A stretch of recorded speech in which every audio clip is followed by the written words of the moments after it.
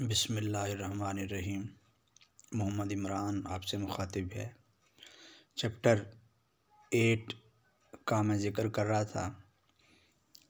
कल हमने इसका लास्ट लेक्चर जो है वो पढ़ा था।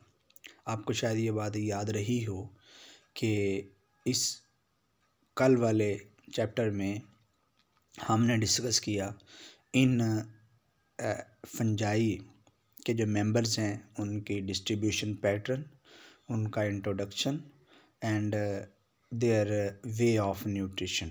Today I will discuss the reproduction in fungi. So let's be confident and reluctant during the class. Be confident. I am going to discuss. If you have any question, please you can share, you can ask me. Reproduction in fungi. Today is our second lecture of this chapter. Most fungi can reproduce sexually as well as asexually, except imperfect fungi in which sexual reproduction has not been reported. Fungi में sexual भी और asexual भी दोनों reproduction की type जो हैं वो reported हैं।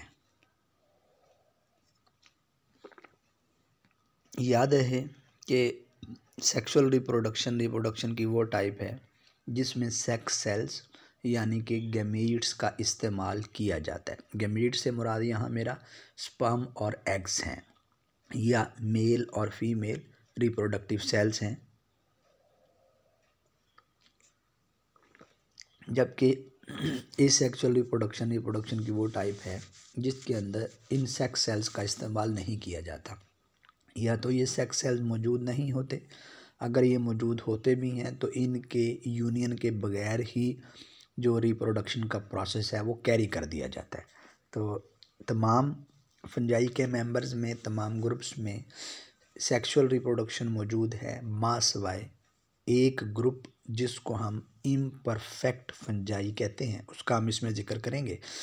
उसके अलावा बात करते हैं पहले एसेक्सुअल रिप्रोडक्शन की कि एसेक्सुअल रिप्रोडक्शन जो है वो किस तरह से वाज़ेह जो है वो रूनुमा होती है। Asexual reproduction takes place by spores, conidia, fragmentation and budding. ये चार जो बुनियादी कंपोनेंट्स हैं, बुनियादी जो यूनिट्स हैं, स्ट्रक्चर्स हैं, जो मेथड्स हैं, इनके ज़रिए asexual reproduction without sex cells perform की जाती है। पहला का जिक्र करते हैं स्पोर्स का।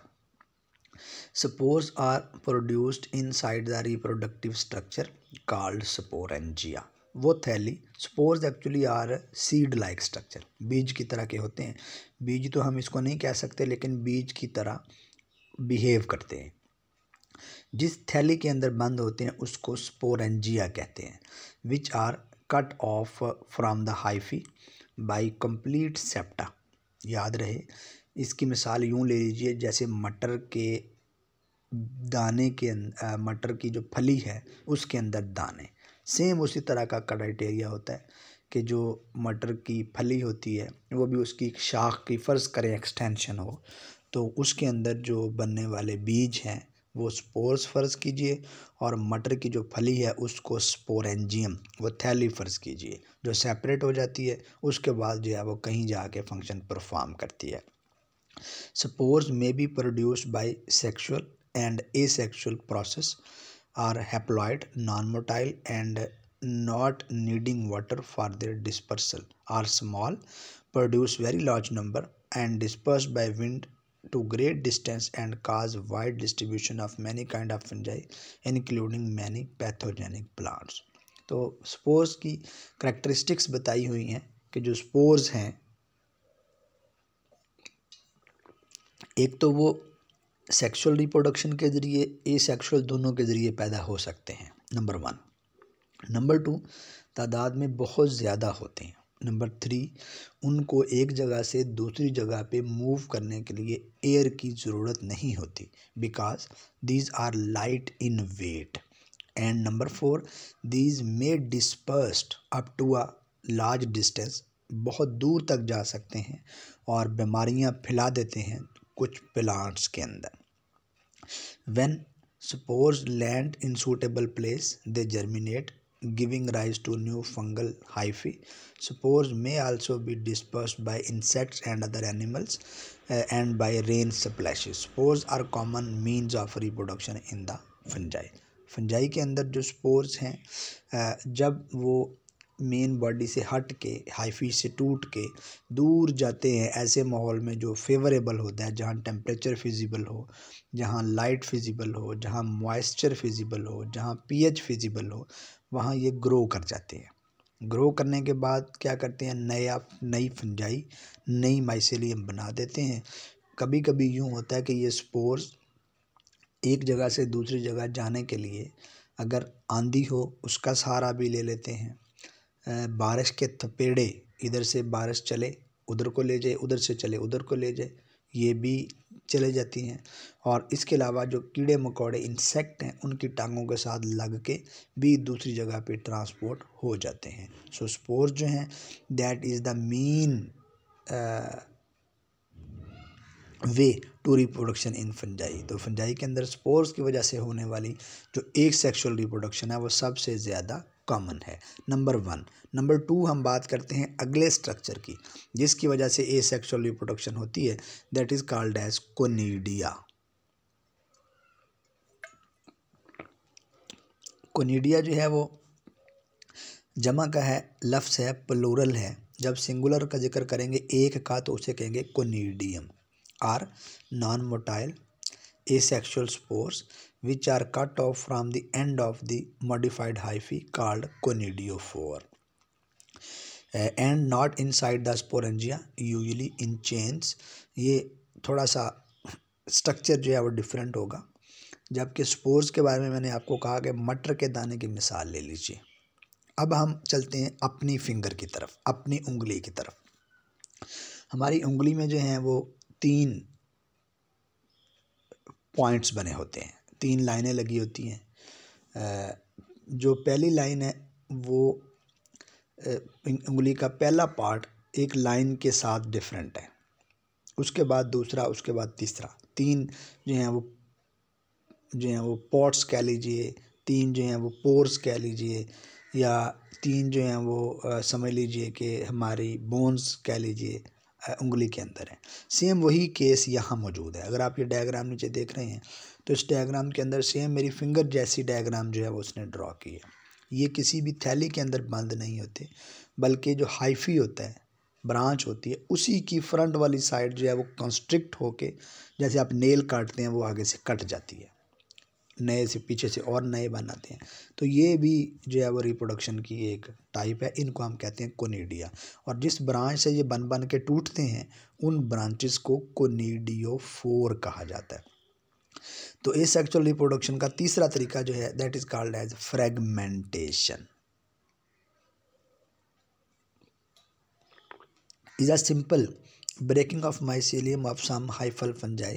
Each broken fragment give rise to a new mycelium. Fragmentation का लफ्ज़ जो है वो फ्रेगमेंट से निकला है, और फ्रेगमेंट का मतलब होता है पीस, टुकड़ा।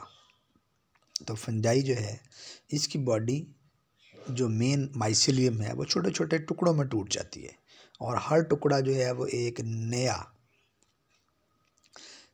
फंजाई का मेंबर जो है माइसेलियम बना देता है। तो इस प्रोसेस को फ्रेगमेंटेशन का नाम दिया जाता है। ऐसे ही जैसे आप किसी एक चीज़ को छोटे छोटे टुकड़ों में काट दें और काटने के बाद या उसे ब्रेक डाउन कर दें, और उस ब्रेक डाउन होने के बाद हर टुकड़ा जो है उस तरह का एक फुल फ्लेज नई चीज़ बना दे, तो इस अमल को फ्रेगमेंटेशन कहेंगे।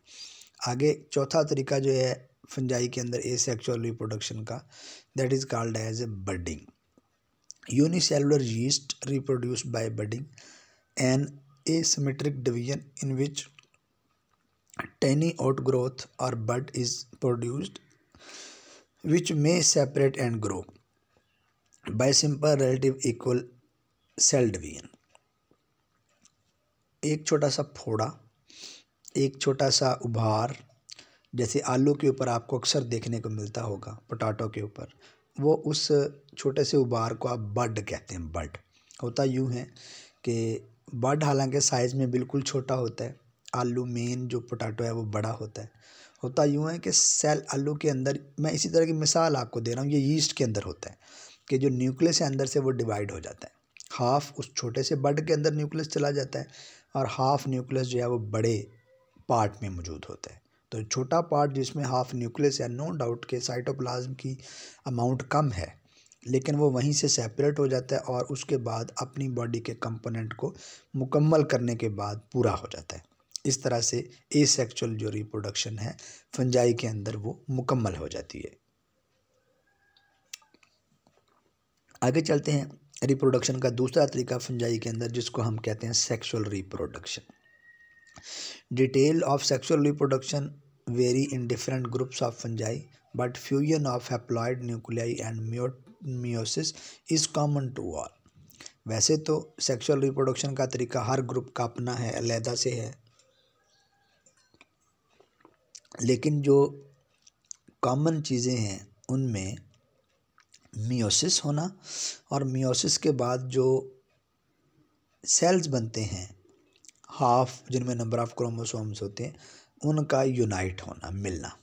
When fungi reproduce sexually, hyphae of two genetically different but compatible mating types come together, their cytoplasm fuse followed by nuclear fusion।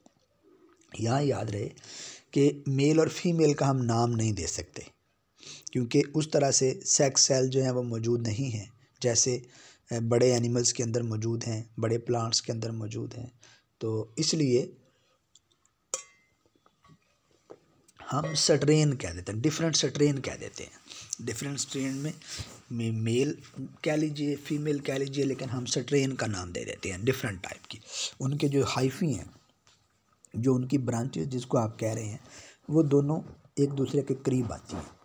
करीब आने के बाद एक दूसरे से फ्यूज़ कर जाती हैं। फ्यूज़ करती हैं तो न्यूक्लियस जो हैं वो उन दोनों के वो आपस में फिर फ्यूज़ कर जाते हैं। इन प्रोसेस को हम दो हिस्सों में डिवाइड करते हैं। पहला हिस्सा जो है वो प्लाज्मोगैमी और दूसरा हिस्सा जो है वो कैरियोगैमी। याद रहे, plasmo stands for cytoplasm and gamy stands for fusion union. Karyo stands for nucleus and gamy stands for fusion. इसका मतलब है जब दो हाइफी आपस में मिलते हैं तो पहले उनका साइटोप्लाज्म आपस में मिक्स होता है और साइटोप्लाज्म मिक्स होने के बाद उनका न्यूक्लियस जो है वो फ्यूज़ करता है। तो इस अमल से प्लाज्मो और कैरियोगैमी से एक हाइफी जो है दूसरे हाइफी से फ्यूज़ कर जाता है और इस तरह से दो हैप्लॉइड न्यूक्लियस जो हैं दोनों के वो फ्यूज़ कर जाते हैं और दरमियान में एक न्यूक्लियस बन जाता है जिस न्यूक्लियस को हम डाई कैरियोटिक न्यूक्लियाई का नाम देते हैं। और वो हाइफी जिसमें ये डाई कैरियोटिक न्यूक्लियाई जिसमें दो तरह का न्यूक्लियस मौजूद होता है उसको डाई कैरियोटिक हाइफी या डाई कैरियोटिक हाइफा का नाम देते हैं। याद रहे कि फ्यूजन तब होगी जब हैप्लॉइड जो है वो न्यूक्लियस मौजूद होगा। मैं आपको मिसाल दे देता हूँ, बात वाज़ह करता हूँ कि एक जो हाइफी है उस एक हाइफी के अंदर मियोसिस हुई, न्यूक्लियस जो है वो हैप्लॉइड्स में कन्वर्ट हो गए, दूसरे हाइफी के अंदर भी मियोसिस हुई, न्यूक्लियस जो है वो हैप्लॉइड्स में कन्वर्ट हो गए। तो हुआ यूं कि दोनों के जो हैप्लॉइड न्यूक्लियाई हैं हाइफी के मिलने के बाद फ्यूज़ कर जाएंगे। तो उस न्यूक्लियस को जो फ्यूज़ कर जाएंगे डाई कैरियोटिक न्यूक्लियाई का नाम देंगे। Different groups of fungi produce different type of haploid sexual spores such as. अब हर फंजाई का जो ग्रुप है वो अपने टाइप के सेक्सुअल स्पोर प्रोड्यूस करता है। मिसाल के तौर पर बेसिडियो स्पोर्स प्रोड्यूस करती हैं कुछ फंजाई, कुछ बेसिडियो माइकोटा एक ग्रुप है जो बेसिडियो स्पोर प्रोड्यूस करेगा।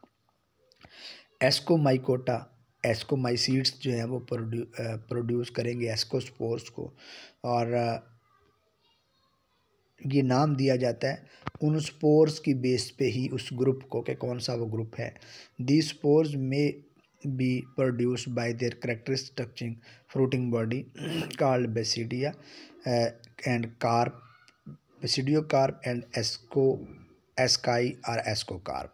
तो जिसके अंदर बेसिडियोस्पोर्स होंगे उसको बेसिडियोकार्प कहेंगे, और जिसके अंदर एस्कोस्पोर्स होंगे उसको एस्कोकार्प कहेंगे। याद रहे कि बेसिडियोमाइसीड्स फंजाई का एक ग्रुप है, उसमें जो स्पोर्स बनेंगे वो बेसिडियोस्पोर बनेंगे, और जिस थैली के अंदर बनेंगे उसको बेसिडियोकार्प कहेंगे। दूसरा ग्रुप जिसका यहाँ जिक्र है एस्कोमाइसीड्स है, और एस्कोमाइसीड्स में बनने वाले जो स्पोर्स होंगे वो एस्कोस्पोर्स होंगे, और जिससे वो थैली में बनेंगे उसको एस्कोकार्प या एस्काई का नाम दिया जाएगा। तो ये सेक्सुअल स्पोर्स होंगे। फंजाई की क्लासिफिकेशन का जहाँ तक ताल्लुक़ है, ये पेज आपके सामने जो है वो वाज़ेह है। इस पेज में आपके सामने फंजाई के मेन 4 ग्रुप्स जो हैं वो उनका ज़िक्र किया गया है। कॉम्प्रिहेंसिवली हम इसको देखेंगे कि फंजाई जो है वो पहला ग्रुप है zygomycota, that is also called as zygomycetes. इसकी जो मिसालें हैं जो इस ग्रुप के अंदर फंजाई के मेंबर्स हैं, that is Rhizopus, that is black bread mould. जो हमारी डबल रोटी है उसके ऊपर जो ब्लैक कलर की या डार्क ब्राउन कलर की फंजाई लगती है, that is called as the rhizopus. Pilobolus spitting fungi, ये एक फंजाई का ग्रुप है पिलोबोलस। इसमें सेक्सुअल रिप्रोडक्शन होगी ज़ाइगोस्पोर्स के ज़रिए। ए सेक्सुअल रिप्रोडक्शन जो है वो non motile spores form in sporangia, वो स्पोर्स मौजूद होंगे जो हरकत नहीं करेंगे, और किस थैली के अंदर बंद होंगे, स्पोरेंजिया के अंदर। हाइफी नॉन सेप्टेट होंगे, दरमियान में क्रॉस वॉल मौजूद नहीं होगी। मल्टी न्यूक्लिएट, ये तो डेफिनेट कंडीशन है, जब क्रॉस वॉल नहीं होगी तो एक ही हाइफी के अंदर एक वक्त में एक से ज़्यादा न्यूक्लियस जो है वो देखने को मिलेंगे। दूसरा ग्रुप जो है बड़ा common, ascomycota, that is also called as ascomycetes और सैक फंजाई, इसके कॉमन नेम्स हैं। इसमें जो मेंबर्स मौजूद हैं वो yeast, morels, truffles, powdery mildew and mould, ये नाम याद रखने हैं आपने, ये एस्कोमाइकोटा के हैं।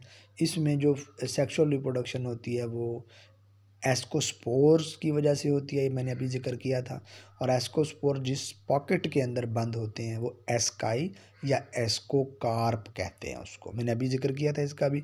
Conidia cut off from tips of कोनिडियोफोर्स, जो कोनिडियोफोर्स ब्रांचेज हैं उनसे कोनिडिया जो है वो कट हो जाते हैं। सेप्टेट लेंथी डाइकैरियोटिक फेज़, इसकी जो डाइकैरियोटिक फेज़ है जिसमें 2 न्यूक्लियस इकट्ठे मौजूद होते हैं वो लंबी होती है। तीसरा ग्रुप है basidiomycota, that is also called as basidiomycetes और क्लब फंजाई। इसके मेंबर्स जो हैं उनमें mushroom, rust, smut, puff balls and bracket fungi शामिल हैं। Basidiospores born on club shape basidia, ये क्लब शेप जैसे एक मशकीज़ा होता है पानी का, उसकी शेप को कह रहे हैं हम क्लब शेप, उस तरह के एक स्ट्रक्चर के अंदर बंद होते हैं इसके स्पोर्स, जिनको बेसिडियोस्पोर्स कहा जाता है। इसमें एसेक्सुअल रिप्रोडक्शन जो है वो अनकॉमन है, बहुत रेयर होती है। सेप्टेट लेंथी, इसका हाइफी जो है वो सेप्टेट होता है। इसकी भी डाइकैरियोटिक जो फेज़ है वो लंबी होती है। लास्ट एंड फोर्थ ग्रुप जो है that is deuteromycota, it is also called as deuteromycetes और इम्परफेक्ट फंजाई। इसके जो मेंबर्स हैं उनमें एस्परजिलस, पेनिसिलियम, अल्टरनेरिया है। Sexual phase has not been observe, इसमें सेक्सुअल रिप्रोडक्शन जो है वो ऑब्ज़र्व नहीं होती। आपको याद होगा मैंने स्टार्ट में जिक्र किया था इम्परफेक्ट फंजाई का, तो ये वही ग्रुप है ड्यूटेरोमाइकोटा। तो इसमें जो हाइफी है वो वेरी होता है, कभी सेप्टेट होता है कभी नॉन सेप्टेट होता है। तो ये बात इसमें याद रखने वाली सबसे अहम है वो ये है कि कौन सा ग्रुप है उसका कॉमन नेम कौन सा है, नंबर 1। नंबर 2 उसकी कौन सी टिपिकल एग्जांपल है, उसमें सेक्सुअल रिप्रोडक्शन मौजूद है नहीं है, अगर मौजूद है तो स्पोर्स कौन से हैं, अगर स्पोर्स हैं तो किस पॉकेट में बंद है उसका नाम क्या है, एसेक्सुअल रिप्रोडक्शन होती है या नहीं होती, अगर होती है तो फिर किस सेगमेंट के ज़रिए, किस कंपोनेंट के ज़रिए होती है, हाइफी जो हैं वो इसके किस तरह के हैं, सेप्टेट हैं, नॉन सेप्टेट हैं। तो ये हमारा जो आज का लेक्चर था उसमें आज हमने 2 बुनियादी चीज़ें जो हैं वो शेयर की हैं, उन 2 बुनियादी चीज़ों में सबसे पहली चीज़ जो मैंने आपसे शेयर की है वो ये है कि जो फंजाई है उसमें रिप्रोडक्शन किस तरह से होती है। तो याद रहे मैंने ज़िक्र किया कि फंजाई जो है that have 2 type of reproduction. One जो है that is asexual and second is sexual reproduction fungi में होती है। तो उसमें जो एसेक्सुअल रिप्रोडक्शन है वो किस किस चीज़ को इस्तेमाल करके होती है, सेक्सुअल रिप्रोडक्शन जो है वो किन स्पोर्स के ज़रिए होती है, ये हमने ज़िक्र किया। और फिर हमने लास्ट में कलेक्टिवली ज़िक्र किया कॉम्प्रिहेंसिवली जो फंजाई है उसकी क्लासिफिकेशन का। और मैंने आपको कहा कि 4 जो ग्रुप हैं वो फंजाई के क्लासिफिकेशन के हवाले से बहुत अहम है, जिनका हमने कॉम्प्रिहेंसिवली ज़िक्र किया। ज़िंदगी रही इंशाल्लाह नेक्स्ट तो हम जो है वो इसी की डिटेल्ड क्लासिफिकेशन और उसकी बॉडी स्ट्रक्चर, उसमें बाकी जो पर्सपेक्टिव्स हैं रह गए हैं वो सारा ज़िक्र करेंगे। इसी के साथ अपना ख्याल रखिए, इसको लेक्चर को पूरा जो है वो देखिए और उसके बाद अगर कोई क्वेश्चन आपके जहन में आए, कोई सजेशन जो है वो आप देना चाह रहे हो तो you are most welcome, suggest कीजिए। अपना ख्याल रखिएगा, मुझे इजाज़त दीजिए। फ़ी अमानिल्लाह।